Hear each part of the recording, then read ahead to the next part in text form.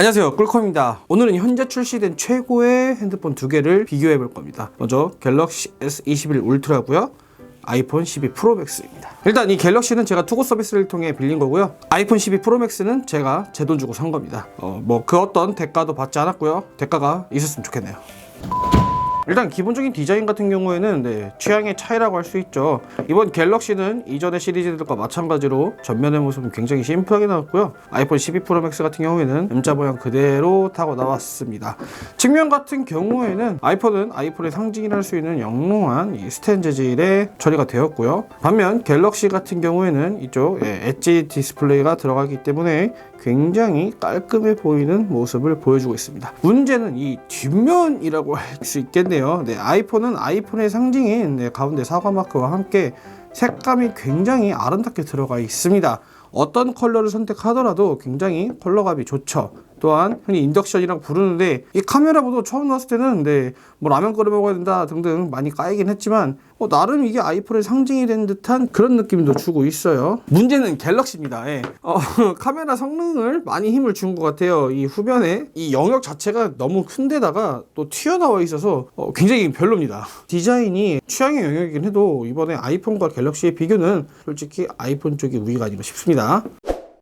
사용할 때 이런 사용 그립감도 좀 봐야겠죠. 두 제품 모두 플래그십에 해당하는 제품답게 굉장히 크게 나왔습니다. 갤럭시 같은 경우에는 좀 더 위아래로 길쭉한 그런 모습으로 나왔습니다. 거기다 이제 엣지 디스플레이 덕분에 이런 그립감은 굉장히 좋아요. 무게는 분명히 갤럭시가 좀 더 무거운데 막상 이렇게 잡아보면요, 갤럭시가 가벼운 듯한 느낌도 줍니다. 근데 어디가 문제냐면요, 타이핑 그립을 잡게 되면은 무겁게 느껴집니다. 세로로 긴데다가 이 위에 카메라 영역 때문인지 무겁게 느껴져요. 다시 말씀드리지만 그립감은 좋으나 세로로 긴데다가 또 위에 카메라가 있어서 무겁게 느껴진다는 점 참고하셔야 됩니다. 아이폰은 아이폰 프로맥스답게 무겁게 나왔습니다. 타이핑 그립을 잡으면요, 그렇게 나쁜 느낌은 아닙니다. 디스플레이 성능 자체는 갤럭시의 압승이라고 할 수 있겠습니다. 아이폰 12 프로 맥스 같은 경우에는 QHD에 못 미치면서 주사율이 60Hz죠. 반면 갤럭시 S21 울트라 같은 경우에는 QHD의 해상도를 자랑하면서 특히 이번에는 주사율이 120Hz. 사실 이 주사율 같은 경우에는 개인차가 좀 심해요. 120프레임이 지원되는 게임과 영상 시청, 그리고 특히 개인적으로 이런 스크롤 있잖아요. 우리가 인터넷을 할 때, 웹스폰 이럴 때 스크롤을 내리는데 그럴 때 좀 차이가 있습니다. 눈이 좀 부드러운 거에 예민하신 분들은 갤럭시 S21 울트라를 생각해 보시는 것도 나쁘지 않을 것 같습니다. 그럼 이제 내부의 성능을 좀 봐야겠죠. 벤치와 3D마크 와일드 라이프를 통해 각각의 성능 점수를 측정해 봤는데요.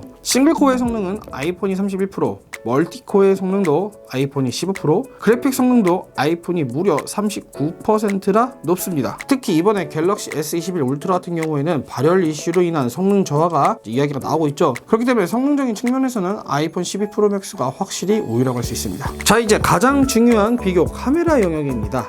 카메라의 스펙 차이는 다들 아실 것 같은데, 카메라의 개수, 화수 모두 갤럭시 S21 울트라의 압승입니다만 우리는 그런 숫자들이 싫어하잖아요. 결과물 위주로 좀 달려보겠습니다. 먼저 기본적인 색감 차이입니다. 갤럭시는 좀 더 밝고 임팩트 있는 결과물이 나오는 편이고요. 아이폰은 비교적 약한 색감이라 개인적으로는 갤럭시의 색감이 마음에 들었습니다. 근데 이상한 게 지속적으로 찍다 보면은 갤럭시의 결과물은 조금 질리는 느낌이 있습니다. 약간 자극적인 음식을 먹는 듯한 느낌이고요. 여러 장을 꾸준히 보다 보면은 아이폰으로 마음이 좀 더 가는 것 같아요. 이번엔 인물 모드를 통한 아웃포커싱을 비교해 봤는데요. 갤럭시 S21 울트라도 나쁘지 않았지만 비교적 어색한 부분이 많았습니다. 주 피사체를 마치 눕기 따듯 한 덩어리로 따 살리고 나머지는 날려버린 그런 느낌. 반면 아이폰은 아웃포커싱의 처리가 이쁘면서 그 안에서 원근감이 느껴졌고 비주사체의 경계를 정말 이쁘게 처리해줍니다. 아웃포커싱을 좀 더 비교해보자면요, 포커스를 잡은 곳 외를 한번 보세요. 갤럭시는 이렇게 엉뚱한 곳을 살려놨습니다.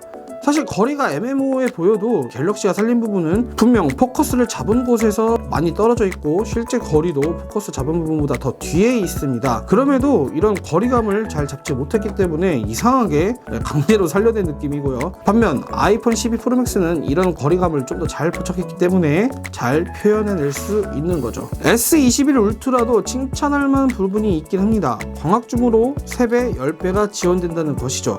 이 광학줌의 발전은 사진에 있어서 굉장히 중요합니다. 똑같은 어묵을 촬영한 사진인데 이것은 그냥 우리가 흔히 찍어둔 폰카고요. 왼쪽은 라인이 뭔가 불편하죠. 반면 광학줌으로 촬영한 사진은 이 라인의 왜곡 없이 사진의 퀄리티 자체가 달라집니다. 물론 12 프로맥스도 이런 개념의 촬영이 가능하죠. 여기에 S21 울트라는 초근접 촬영 모드 접사도 가능합니다. 사용자에 따라서는 메리트가 있는 부분이죠. 12 프로맥스는 이 정도의 접사는 불가능합니다. 야간 촬영에서는 두 제품 모두 훌륭합니다. 되게 어두운 환경에서도 멀리 있는 글씨가 식별될 정도로 잘 담아내죠. 야간 촬영은 비슷하나 완전 빛이 없는 상황에서 12 프로맥스는 조금이라도 담아낸다는 것. 이번엔 영상 촬영입니다. 두 제품 모두 손떨림 방지가 잘 들어가 있긴 합니다만 자꾸 아이폰의 편을 드는 것 같은데 12 프로맥스는 짐벌 특유의 부드러운 처리가 들어간 느낌. 이 부분은 다른 리뷰에서도 확실히 차이가 났던 부분입니다. 그렇게 혼자 걸으며 브이로그를 찍게 되면 정말 느낌이 좋을 것 같아요. 물론 S21 울트라의 강점도 있습니다. 촬영 중에 전후방 전환이 가능하다는 점. 12 프로맥스는 이런 촬영 중 전후방 전환이 안 된다는 게 아쉽네요. 유튜버 입장에서 좀 더 정리를 하자면 잔잔한 일상을 기록하는 브이로그 스타일에게는 아이폰, 여러 사람, 여러 장면, 여러 상황을 담아내는 촬영에는 갤럭시가 어울릴 것 같아요. 꿀컴, 오늘은 2020년 초반 기준 세계 최고의 핸드폰 두 개를 비교해봤습니다.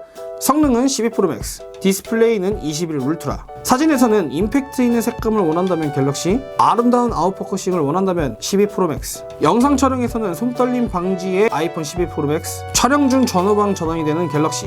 이렇게 주관적인 정리를 해봅니다. 오늘의 영상은 여기까지고요. 다음에는 더 좋은 영상으로 찾아뵐 수 있도록 하겠습니다. 시청해주셔서 감사합니다.